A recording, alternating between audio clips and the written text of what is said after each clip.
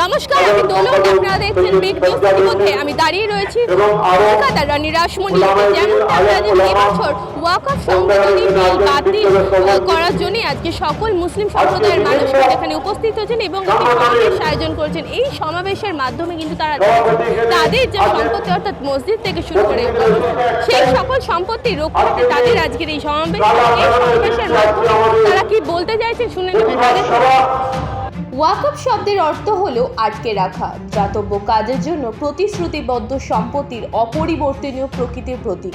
একটি ঐতিহ্য যা বহু শতাব্দী ধরে এবং মহাদেশ জুড়ে চলে আসছে।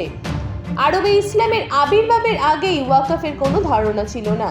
নবী মুহাম্মদের বেশ কিছু সাহিবী দাতব্যের জন্য জমি ও সম্পত্তি উৎসর্গ করেছিলেন, যার ফলে তার কাছে এই কথাটি আরোপিত হয়েছিল, পদার্থ বেঁধে দাও এবং ফলগুলি দিয়ে দাও। হাবিস আল আসল ওয়া সাবিল আল তামারাত।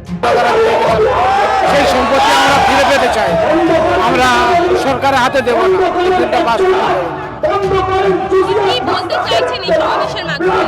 এই সমাবেশের মাধ্যমে বলে যাচ্ছে যে আমাদের এই সম্পত্তি যাতে সরকারের হাতে না যায়, আমরা নিজেরাই আমাদের দায়িত্ব। ওয়াকফের প্রাচীনতম উল্লেখটি খাইবার নামক স্থানে দ্বিতীয় খলিফা উমরের সাথে সংযুক্ত, যেখানে পরবর্তীকালে খেজুর বাগান থেকে শুরু করে ক্ষেত এমনকি উট পর্যন্ত সম্পত্তিতে উৎসর্গ করা হয়েছিল। ভারতে প্রচুর সম্পত্তি ওয়াকফের আওতায় পড়ে। এগুলোর মধ্যে রয়েছে মসজিদ, ঈদগাহ, দরগাহ, খানকাহ, इमामबाड़ा, मकबरा, असुलखाना, कब्रिस्तान। बोल तो रहे हैं वहाँ पे वक्फ बोर्ड के लिए आए हुए हम लोग है कि वक्फ बोर्ड अपना जमीन अल्लाह का जमीन में गाय गली दूसरा कोई ले लेगा, अपना हाथ जमा लेगा। मेरा घर में दूसरा कोई कब्जा कैसे कर लेगा? मोदी का बाप का ताकत है, योगी का बाप का ताकत है।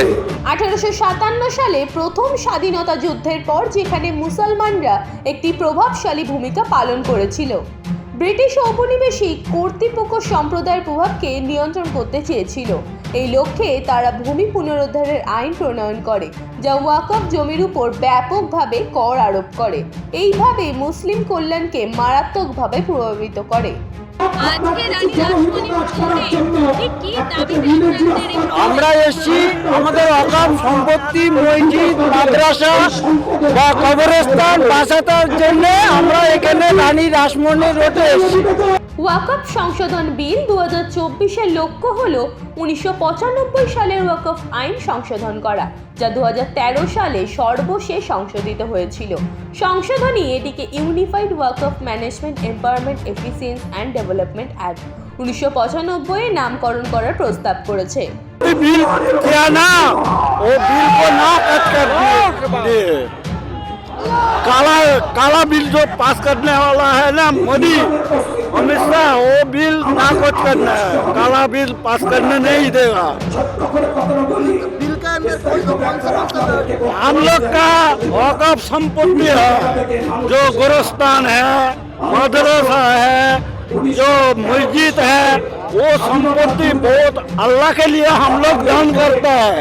वो संपत्ति है, वो संपत्ति अपना भारत में जो जितना रेल का संपत्ति है उससे ज्यादा हम लोग का संपत्ति है।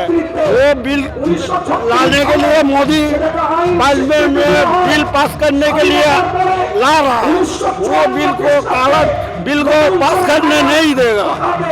2013 সংশোধনীর একটি মূল দিক বিক্রয়, উপহার, বন্ধক, বিনিময় নিষিদ্ধ ছিল, বা ধারা 104 এ অধীনে ওয়াকফ সম্পত্তি হস্তান্তর করলে লঙ্ঘনকারীদের কঠোর কারাদণ্ডের সম্মুখীন হতে হবে। সমাবেশের মাধ্যমে কিন্তু তারা কথা জানাচ্ছেন, তাদের যা দাবি সেই দাবি তারা প্রধানমন্ত্রীর সাথে সাক্ষাৎ করতে